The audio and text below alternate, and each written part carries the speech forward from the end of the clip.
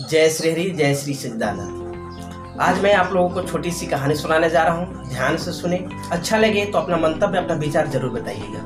लेकिन देखिए, ध्यान से न सुनने का परिणाम भी बहुत गलत होते हैं। क्योंकि एक बार एक सभा में बताया जा रहा था, प्रवचनकर्ता कोई बता रहे थे कि साबुन से तन धुलता है, साबुन से तन धुलता है, मन नहीं धुलता है। किसी सज्जन ने गलती से क्या सुना कि साबुन से तन नहीं मन धुलता है, और उन्होंने क्या किया, घर जाने के बाद अपनी पत्नी से साबुन और एक बर्तन मंगवाई, और साबुन को और पानी को घोलकर उन्होंने पी लिया। और पीने के बाद उसका परिणाम गलत आ गया। तब उन्होंने अनाप शनाप उस संत, उस प्रवचनकर्ता को बारे में बोला। तो पत्नी ने समझ गया कि इनका ध्यान कहीं और होगा, तो इसका परिणाम भी गलत मिला। तो इस प्रकार उनकी पत्नी समझ गई और उनका जो अपने पति का इलाज करवाई, और इलाज करवाने के बाद उन्होंने फिर से उस प्रवचनकर्ता जो प्रवचन कर रहे थे उनके पास ले गए और उनसे पूछा कि महात्मा, आप क्या ऐसा बताए थे कि साबुन से तन नहीं मन धुलता है? तो उन्होंने बताया, नहीं, आज तक मेरे सभा में ऐसा कोई आज तक विचार लेकर नहीं आया है और ना अभी तक कोई शिकायत की है। मैं तो सिर्फ इतना बोला करता था कि ध्यान से सुना कीजिए, लेकिन इन्होंने ध्यान से नहीं सुना होगा।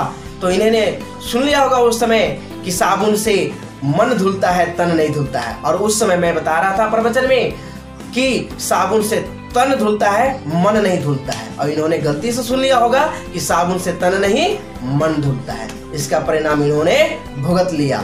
तो आशा करते हैं कि अब ये गलत नहीं सुनेंगे और अपना ध्यान कंसंट्रेट माइंड करेंगे, केंद्रित करके सुनेंगे। तो मैं भी आशा करता हूं कि आप सभी भी अपने माइंड को कंसंट्रेट कर ध्यान से सुनिएगा जो मैं कहानी सुनाने जा रहा हूं। तो मैं कहानी सुनाने जा रहा हूं गुरुकुल की। एक गुरुकुल में बहुत सारे शिष्य रहा करते थे, और उस गुरुकुल में शिक्षक ने, जो वहां के गुरु थे, उन्होंने अपने शिष्यों की परीक्षा लेना चाहिए। और परीक्षा लेने के दौरान पहले 2 स्टूडेंट का उन्होंने परीक्षा ली।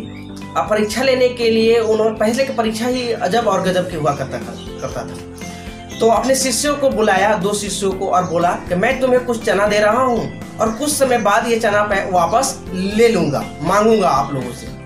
तब गुरुदेव ने उन दोनों को चना दी, एक मुट्ठी चना दी, और कहा कि आप जा सकते हैं। अब इसके बाद कुछ दिनों बाद, 6 महीने बाद, उन शिष्यों को वापस बुलाया गया। अब बुलाने के बाद बोला गया कि मैंने आप लोगों को कुछ चने दिया था, आप लोगों ने उसका क्या किया? तो जी गुरुदेव, दोनों शिष्यों ने बोला, जी गुरुदेव, आपने जो चना दिया था मैं उसे संजो कर रखा हूँ, अच्छे तरीके से रखा हूँ। यदि आपकी आज्ञा हो तो मैं जरूर लेकर आऊंगा। तो बोला कि जी मेरी आज्ञा है, आप सभी मेरे दिए हुए चने को लेकर आए। तो दोनों शिष्यों ने प्रेम पूर्वक गए और घर जाने के बाद अपने अपने चने को लेकर, जो गुरुदेव के दिए हुए चने लेकर आना स्टार्ट किए। लेकिन जो पहले शिष्य थे उन्होंने क्या किया था, तो चने को एक कोठरी में लपेट कर, 1 2 3 नहीं बल्कि 10 तह से लपेट कर उसको कोठरी में रख दिए थे कि ये खराब ना हो जाए, गुरु का दिया हुआ है। उसको खराब होने से डर गए और उसको कोठरी में रख दिया था।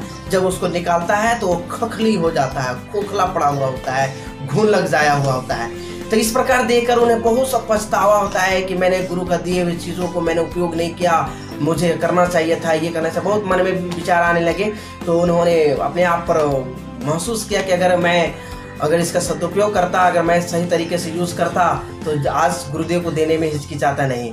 तो ऐसे ही खाली हाथ चल देते हैं। लेकिन जो दूसरे शिष्य थे उन्होंने अपना सद्बुद्धि का सदुपयोग का करते हुए क्या किया था, वो जो चने दिए थे तो उन्होंने बहुत लोगों से सलाह ली, और उन्होंने गुरु से आना जाना, गुरु के नज़दीकों में रहा, गुरु के संबंधों में रहा, और अपने गुरु से मंतव्य लेते रहता था, विचार लेते रहते थे, उनके संपर्क में रहे। इससे उनका बुद्धि और विवेक बढ़ता गया था।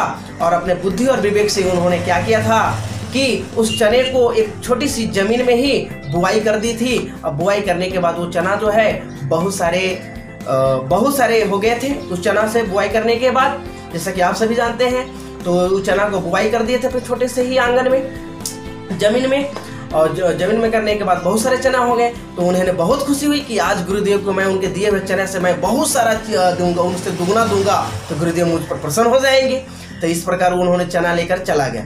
तो सारे जो बीच में दोनों शिष्य मिलते हैं और चलते हैं कि तुम इतना सारा क्या लेके जा रहे हो, तो चलो मैं आश्रम में दिखाता हूँ। तो दोनों शिष्य चलते हैं और चलने के बाद जब गुरुदेव के पास चलते हैं तो पहला शिष्य कहता है, पहला शिष्य गुरुदेव के चरणों में दंडवत प्रणाम कर, गुरुदेव मुझे माफ़ कर दीजिएगा, मैं आपके दिए हुए चने को नहीं रह पाया, मुझसे गलती हो गई, मुझे समझ में नहीं आया क्या करना चाहिए था, मेरी बुद्धि भ्रष्ट हो गई थी, ये हो गई थी, अनाप शनाप बहुत बोला, गलानी हुई, पछतावा किया।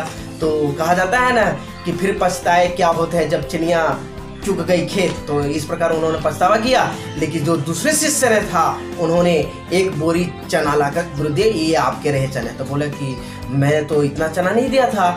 तो उन्होंने बताया कि गुरुदेव ये आपकी कृपा रहा और आपके आशीर्वाद से मैंने गुरुकुल में आते जाते रहा और गुरुओं से मिलते रहा था, गुरु की आज्ञा का पालन करते रहा था, जिसके कारण मेरी बुद्धि विवेक बढ़ती गई और मुझे एक आइडिया आया कि जो चने दिए हैं इसको अगर पोटली में बंद कर अगर हम किसी स्थान पर रख देते हैं, कितना भी सुरक्षित स्थान पर रख देते हैं, तो इसमें घुन लग जाएगी, सड़ जाएगी, खोखली हो जाएगी। तो मुझे विवेक आया कि अगर इसको जमीन में बुआई कर दी जाए तो ये बहुत सारा हो जाएगा और इससे दुगनी भी हो जाएगी। तो आप जितने समय दिए थे इतने में इतने सारा चने हो गए कि पर्याप्त मात्रा में आपके दिए हुए दुगनी हो गए। तो ये आप ही का दिया हुआ चना का है और आप ही का आशीर्वाद से, बुद्धि विवेक के कारण, सब गुरुओं के आशीर्वाद से मुझे ये विवेक आई और मैं आपको इतना दे पा रहा हूँ। तो इस कहानी का तो गुरुदेव बहुत प्रसन्न हो गए, वाह मैं मान लिया कि तुम आशीष शिष्य हो। तब सारे शिष्यों को अपने सामने बुलाते हैं और कहते हैं कि देखो इतने सारे शिष्यों, जितने सारे शिष्य थे, मैं 2 का परीक्षा लिया था, जिसमें से एक ने ऐसा काम किया और एक ने ऐसा काम कर दिखाया। तो आप सभी भी अपने विचार और बल बुद्धि के कारण अपना विवेक को बढ़ाइए और इस प्रकार के कार्य कीजिएगा। तो उन्होंने अपने गुरुदेव ने उन्होंने अपने शिष्य का दिखाया करतूती कि कैसा कार्य किए, कैसा बुद्धि और विवेक बढ़ाया, बुद्धि और विवेक के कारण कैसा कार्य कर दिखाया। तो इस प्रकार गुरुदेव ने उनका शाबाशी दी और उन्होंने उनका अधिकारी बनाया और उनको सफल किया।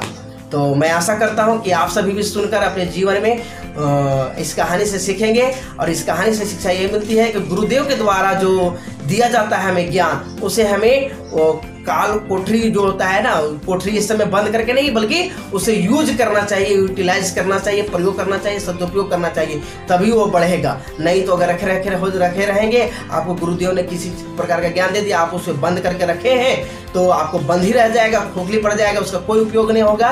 तो आप दूसरे शिष्य के जैसा आप भी उसका यूज कीजिएगा और गुरुओं के संपर्क में रहते रहिएगा, बुद्धि विवेक बढ़ाइएगा और अपने बुद्धि विवेक से काम कीजिएगा तो जरूर सफलता हासिल कीजिएगा। तो बस मुझे आशा है कि आप सभी को समझ में आ गए होंगे। तो फिर मिलेंगे एक नए विचार, तो बस आज के लिए इतना ही। फिर मिलेंगे एक नए विचार, एक नई ऊर्जा के साथ। तब तक के लिए आप सभी घर पर रहिए, सुरक्षित रहिए, राज्य सरकार की और भारत सरकार की आज्ञा का पालन कीजिए और अपना जीवन का कल्याण करते हुए भारत को विश्व गुरु बनाने में पूर्ण सहयोग कीजिए, पूर्ण सहयोग दीजिए। तब तक के लिए बहुत बहुत धन्यवाद।